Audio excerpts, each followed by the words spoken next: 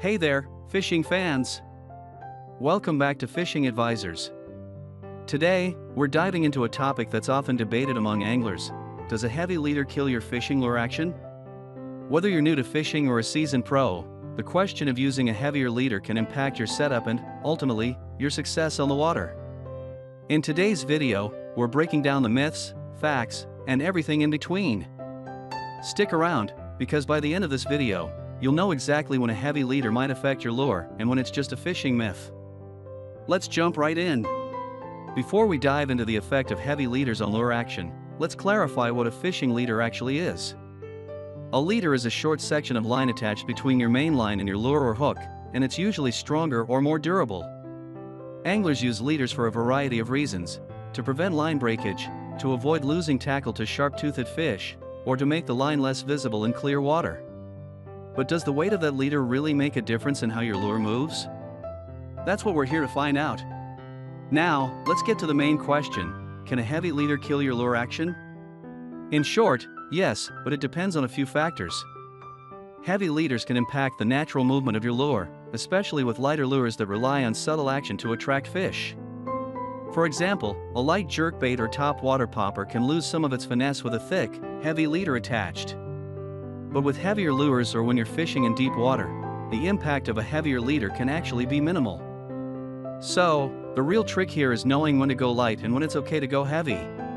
Let's talk specifics.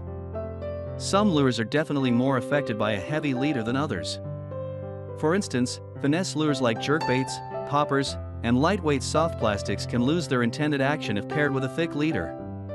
These lures are designed for subtle twitches and movements, so a heavy leader can weigh them down, making them less lifelike. On the other hand, sturdy, bulkier lures like crankbaits, swimbaits, or spoons are less affected by leader weight. These lures have more built-in action, so a heavier leader won't drastically impact their performance. It's all about knowing your lure's purpose and design. So, when should you go with a heavier leader, and when is a lighter one better? Use a heavy leader if you're fishing in rugged environments with rocks, heavy vegetation, or sharp-toothed fish like pike or muskie. These situations call for durability over finesse. For clear, open water or when targeting finicky fish, go for a lighter leader. This will keep your lure action natural and lifelike, giving you a better chance to attract cautious fish. And remember, lighter leaders are often more difficult for fish to see, so you're less likely to spook your target. To put this debate to the test, let's watch a side-by-side comparison. Here's a lure with a light leader and the same lure with a heavy leader. Notice how the light leader allows the lure to move more freely, mimicking the motion of natural prey. In contrast, the heavy leader slightly restricts the action, especially with smaller, more sensitive lures. For certain fish species that respond to a subtle, natural presentation, this small difference in movement could mean the difference between a bite and a miss. But if you're going after aggressive fish or using a heavier lure, the difference is likely to be negligible.